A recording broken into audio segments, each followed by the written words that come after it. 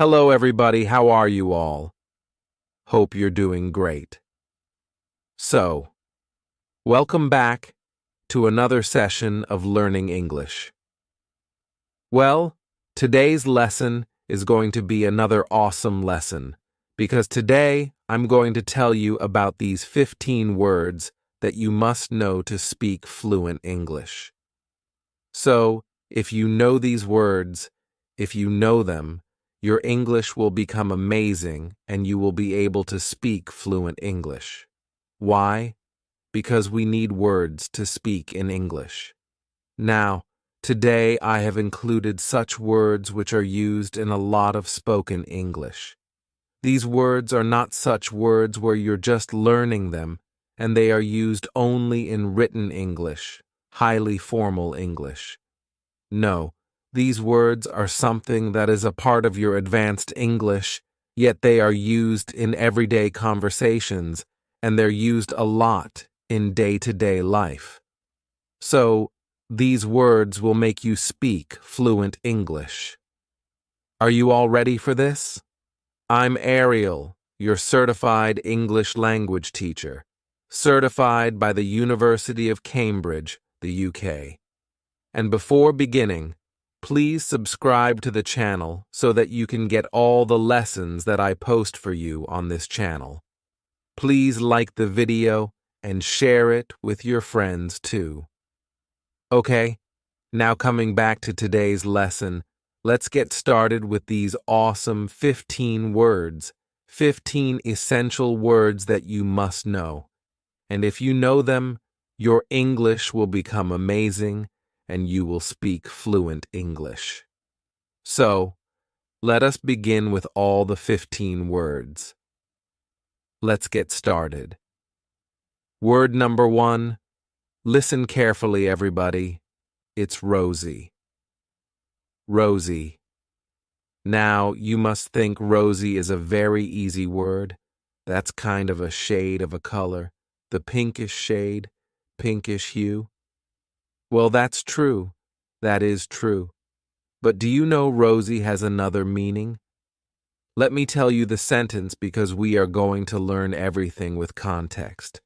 The purpose of today's lesson is to learn this vocabulary with context because only then you'll be able to speak it. So the sentence is, the prospect to sign this deal seems rosy. That means if a situation is rosy, if something is rosy, that means it's indicating success or happiness, something that is going to be hopeful in a positive way. So a rosy situation means a successful situation, a situation that will bring success, happiness, full of promises, a promising situation. Rosy is a very positive word, and it is used to describe a situation, a positive situation. So, if a situation is positive, you say, that's a rosy situation. Or you can also say that you felt rosy, right?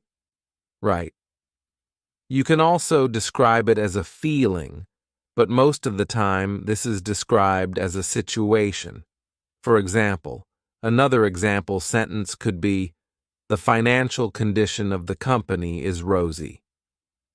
We got a rosy opportunity to go and watch the match. Our day was rosy as we went out for a movie. So, rosy. Okay, so now it's your turn. You have to make sentences on your own. Till then, let's move on to the next word. Now, the word number 2, listen everybody. Listen carefully first. It's contemplate. Contemplate. You can repeat now. Repeat, contemplate. Contemplate. Now contemplate, let's look at the sentence first. He contemplated the situation before giving any answer. He contemplated the situation before giving any answer. So contemplate is basically to think about something, think deeply about something.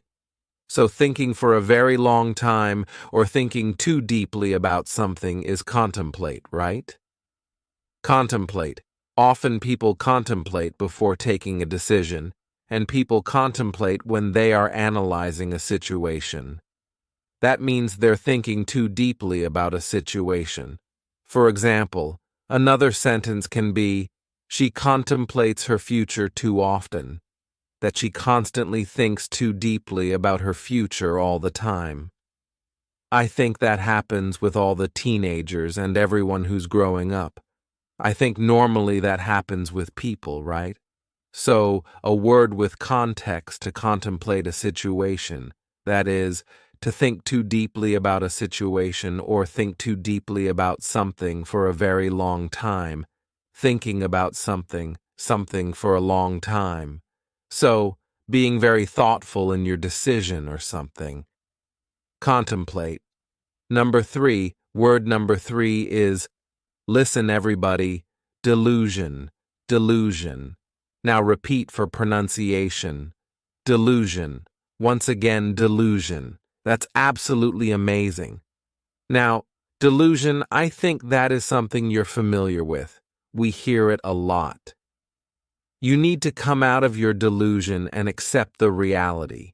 You need to come out of your delusion and accept the reality. So, delusion is basically a situation that we have created in our mind, which is not real. It's fake. So, delusion can be anything when you know about the facts, specifically when you know about the facts. You have an idea that this could be false, still you are believing those false things. That's delusion, that people are living in a delusion. So, that is like if a person knows that the prospect of that person getting promoted is kind of non-existent, like they are not much, because there are other contenders who might have profound better. Now still, this person is thinking that, no, I will get promoted, even after knowing that the other person or the other contenders performed better, and they are not accepting the reality, and they're living in this delusion that I'm going to get promoted. That is kind of delusion, that you know about the facts, still you want to live in that fantasy, or the fake world that you have created. That is delusion. So, yeah, you use this word now correctly. That is delusion. Another sentence could be, he's being delusional to think that he will get promoted. He is being delusional to think that he will get promoted. So, delusional is basically kind of an adjective you're using, and delusion is the noun, same word, but different versions. So, we know that we can use a word in a lot many ways.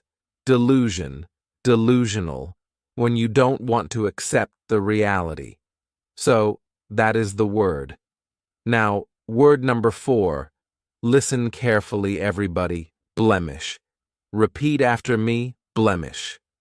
Yes, once again, blemish. Excellent. Now, blemish.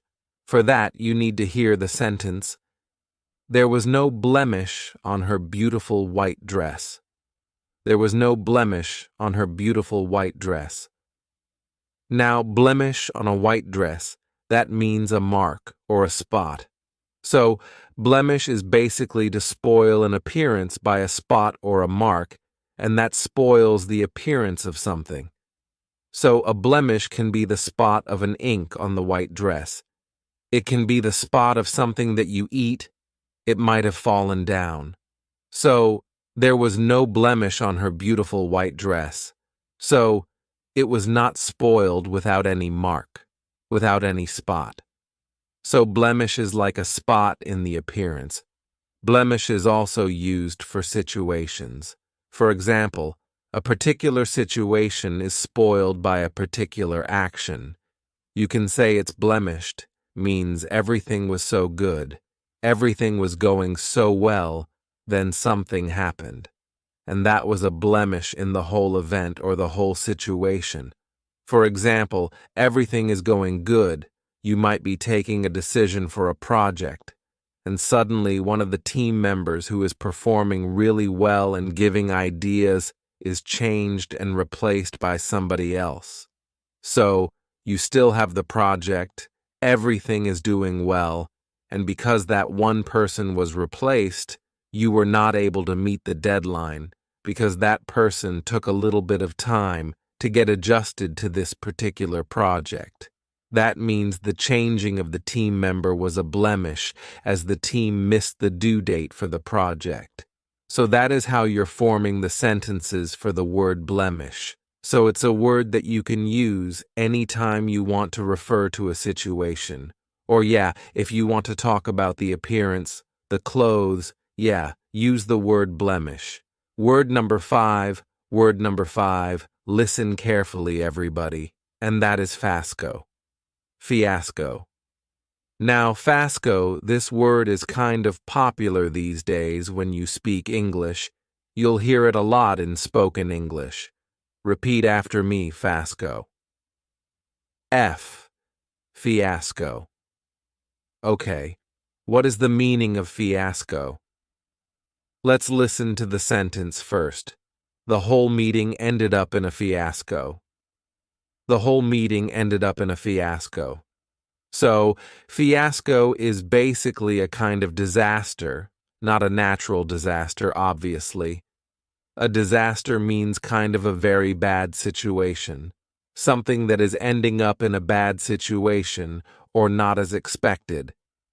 You can say, kind of a mess, when you want to say that this situation is such a mess. We were not able to understand what is happening, what happened, and a complete failure, as you can see. So the whole meeting ended up in fiasco, maybe because people were not able to take a decision. There were so many conflicting ideas that the meeting ended up in an argument. And no result. That means it's fiasco, right? A complete failure, disaster of a situation. So it's used a lot in business English. It's used a lot to describe a situation, anything that is happening. And you want to describe, use the word fiasco. Fiasco is always used in reference to a situation, a particular happening. Another example could be, the party turned into a fiasco because two people started arguing. The party turned into a fiasco because two people started arguing. So, fiasco is like kind of, everything was going great, and then suddenly everything went downhill. Everything was a mess. So, fiasco. Next word. Word number 6. Word number 6. Listen carefully, everybody. It's an easy word. Root. Root. Now, root is very easy. It's simple. Root is basically the base of any plant, right? The long roots that go inside the land, the soil, and that helps a plant grow. That is a meaning of root. But root has another meaning in conversational English. Root also means the cause of something, specifically the cause of any problematic situation, the cause of any problem, why something is happening. And there is also a particular phrase which is known as root cause. So, root is basically when you want to find out what has actually led to a particular situation, the beginning of something, where everything began from, what was the cause, the reason. That is root. For example, we need to find the root cause of the delay immediately. Let's organize a meeting to discuss the root of this particular issue. So, root of the issue, that means the cause of the issue, what is basically causing this particular issue. So, root cause is a phrase that we use a lot, and root means the base or the cause of a particular issue, situation, or problem. Word number 7, listen carefully, everybody. Word number 7 is exaggerate. Exaggerate. Now repeat after me. Exaggerate. exaggerate. Remember there is a double G in the spelling, but we do not say G, right? Exaggerate, exaggerate. Excellent. Now, what is exaggerate? Do not exaggerate the situation by adding unnecessary details. Do not exaggerate the situation by adding the unnecessary details. Exaggerate. So, exaggerate is basically to make it seem larger than reality, kind of magnify the thing. For example, you bought something, and you're going to exaggerate the price of that particular thing. I bought it for this and that. I bought it from here and that. So, that is kind of exaggerating the thing.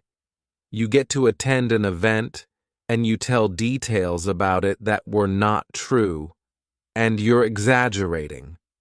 That means you're adding something which is more than what the event was. That means you're exaggerating.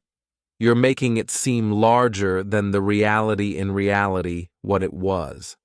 For example, a very basic example could be that you stayed in a 3-star hotel on your vacation and you made it sound like a 5-star hotel, or you're telling everybody that you stayed in a 5-star hotel. It's like exaggerating the thing, kind of exaggerating the things.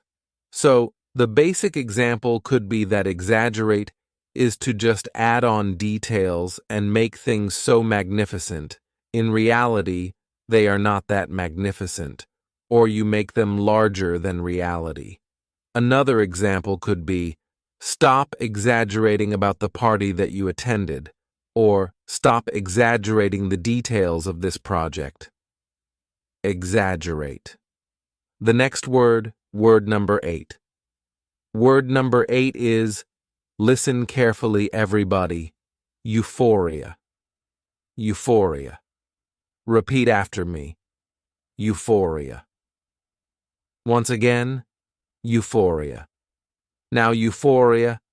The team felt a sense of euphoria after winning the match. Yes, euphoria is basically to feel extremely happy about something.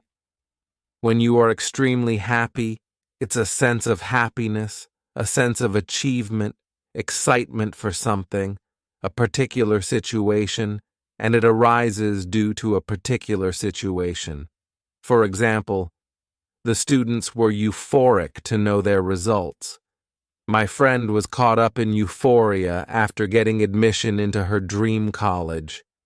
So, euphoria is basically that sense of extreme happiness that you experience because you've achieved something great. So, it produces from a moment of greatness. For example, winning a match is basically a big deal. Getting admission into your dream college is a big deal. Getting great results after an exam is a big deal. So all these situations can be described as euphoric situations where you experience extreme happiness, feeling of being elevated, like feeling like you're at the top of the world, that kind of feeling. That is euphoria. Word number 9. Listen to it carefully, everybody. Futile. Futile. Now repeat after me. Futile. Futile. Futile. All her efforts to make the project were futile as it rained heavily the next day. So, all her efforts to make a great science project were futile because it rained heavily the next day. Futile means useless. Futile means that whatever you've done, it's useless, not of any use, kind of went in vain, where everything was useless, not purposeful. So, futile.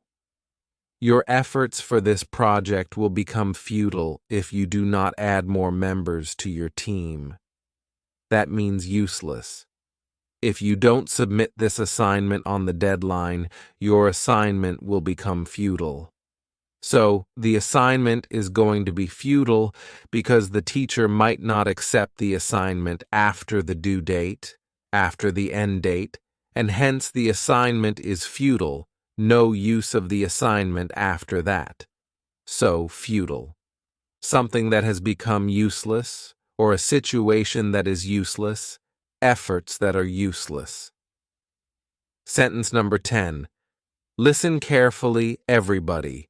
Inevitable. Inevitable. Repeat after me, inevitable, inevitable.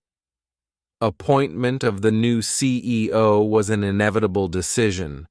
Appointment of the new CEO was an inevitable decision. Inevitable means something that you cannot avoid at any cost, that is bound to happen. Some things in life are inevitable. Some things in life are bound to happen. You have no control over them. They will happen. They're inevitable. So, inevitable is something that you cannot stop from happening. It is bound to happen, and sometimes you use it for situations where you know that this is going to happen. This might happen. For example, the appointment of the new CEO was an inevitable decision because they might need a new CEO at that particular position. The recent CEO might be retiring, whatever was happening. So, yeah, inevitable decision. Inevitable is something that you cannot stop from happening, something that is required, that was bound to happen, whatever may be the situation, it was bound to happen. Working for extra hours is inevitable if we are going to take up this project. So, inevitable, that is bound to happen. We have to work for extra hours. We know that from the beginning. Inevitable, something that is bound to happen, something that you know will happen, something you cannot stop at any cost. Word number 11, listen carefully, everybody. Charisma, charisma. Now repeat after me, charisma, charisma. There's a charisma in the way she talks. So, there's a charisma in the way she talks. One more sentence. He has such a charismatic personality. Charismatic personality. So, charisma or charismatic basically is the power. Charisma is the power to influence people, to attract people in a positive way, to influence them. So, the great leaders in the world, they have charismatic personality. That's why people are influenced. That's why they are able to have that influence on the world. The great leaders, for example, people in power, they have charismatic personality. They have a charisma. When someone talks and you want to listen to them because they have charisma in their personality, their voice, it's charismatic. Their voice can be charismatic. So, charisma is basically the power to influence people in a very positive manner and to attract people in a very positive manner. For example, if I want to say a charismatic personality, like I told you about the leaders, the great leaders in the world, all the leaders in the world, and all of the people who establish big businesses, like we know around the world people have done that, the founders and all that, they have that personality. They have something in them. That's why they were able to create such a big thing. So, charisma, charismatic personality. Word number 12, listen carefully, everybody. Lure. L. Now repeat after me. Lure. L. L. Now L. She was lured into accepting the job due to a high salary package. L. Basically, lure is to attract somebody to do something by offering something to that person. It's like you are making somebody compelled to do something by offering them something in return. You're luring them into something, okay? And often it is also used to say that something that has been done, like luring them to do something. For example, if you want something, for example, you want maybe an assignment. Your friend has a good assignment, and you lure your friend to help you with the assignment. So that is something that you can say. So, lure is to attract somebody to do something for you, and you offer them something in return, kind of a deal, as you can say. But not on the front. Like in the front, you can't say that it's particularly a deal, but kind of a deal if you think about it. For example, they launched a new campaign to lure the customers. They launched a new advertisement campaign to lure the customers. So, what are advertisements actually? They are basically to lure customers so that they can go buy that particular thing, purchase that particular thing. I think advertisements are one of the most basic concepts through which you can understand the meaning of this particular word, lure. Because once you see the particular ad, especially children, if they see the advertisement of this particular toy, of something, and this and that, they are so much lured into it that they ask the parents to purchase it, and this and that. They're too attracted towards it, right? So they offer you things. For example, if you're talking about a particular moisturizer, for example, so they are going to offer you soft skin, beautiful skin, glowing skin, and whatnot. That is like they're luring you, giving you something in return, offering you. That is the meaning of lure. One more thing can be the charm of something, right? Charm of a place or something. For example, the lure of the city lies in its green forests. So, the lure of something, that means the charm of something, specifically used to talk about a particular place for its natural beauty. Word number 13. Listen carefully, everybody. Wary. Repeat after me. Wary, wary. Now, this is not very, very much. No, it's a wary with wary, as you can see. Now, what is the meaning? Let me give you an example sentence for that. She was wary of traveling by public transport at night. Wary. She was wary of traveling by public transport at night. So, wary, to be wary is to be cautious of something, like to avoid something, to be aware, or to be cautious. Like you think about it before doing that particular thing, and you are protecting yourself from doing that particular thing, or you're cautious enough not to do it. That is being wary. So you think about a situation. You analyze whether it's right or not, should you do it or not. That is being wary of a situation or somebody or something. So she's wary of approaching new people in the town, a person who has just shifted to a new town, maybe because of the job, and the person is wary of approaching the people because they don't know what would be the reaction of people. What would they say? She's kind of wary of the particular situation and everything. You can also say it's like you do not trust a situation or trust somebody completely. So you're being wary means you're being cautious, and that means you're not trusting a particular situation, or maybe a person, somebody, completely. For example, you should be wary of the strangers who offer you something to eat. That is kind of a saying that goes around, kind of a proverb. So, be wary of the strangers who offer you something to eat, a proverb that we teach to children because of their safety. So, wary is to be cautious about something, not to trust anybody. Word number 14, and it is, listen everybody, vibrant, vibrant. Repeat after me, vibrant, vibrant. The painting was full of vibrant colors. So, vibrant means bright, kind of bright. And it also means to be full of excitement, energy, enthusiasm.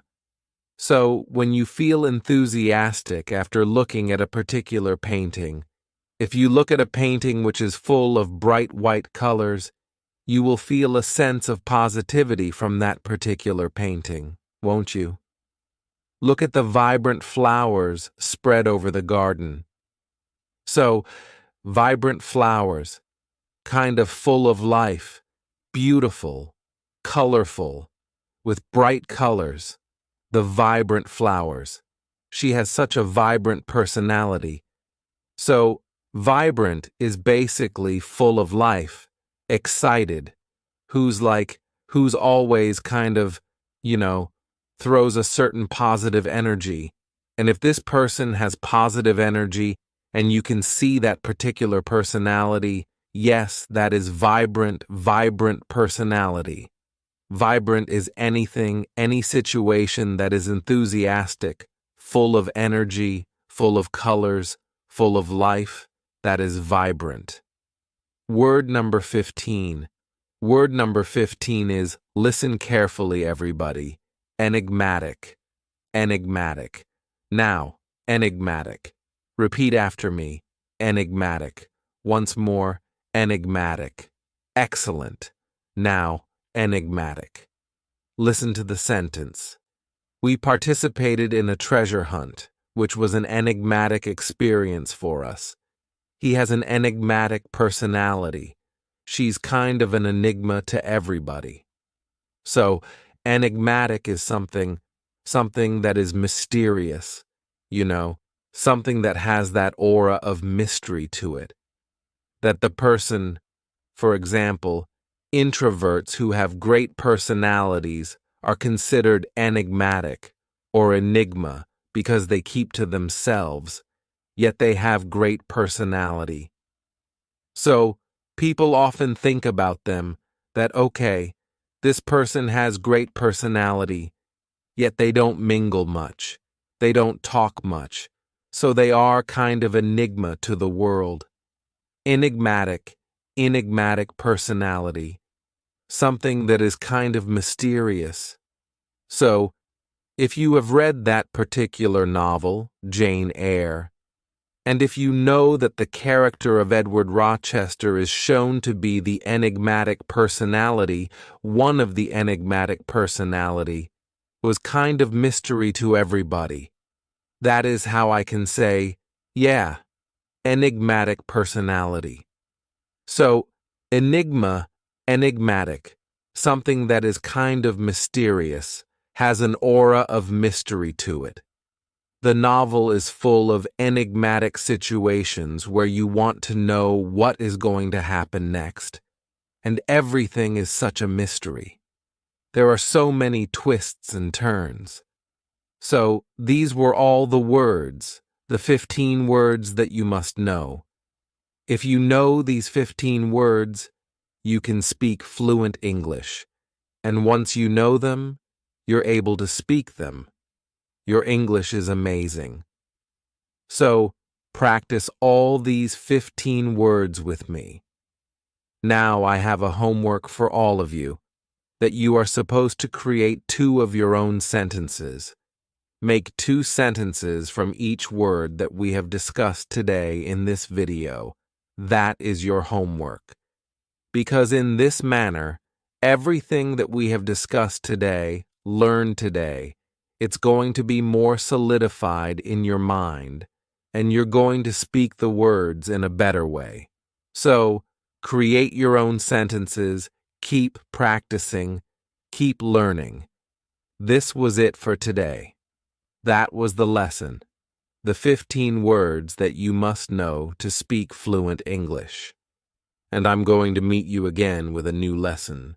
Till then, everybody, take care and bye.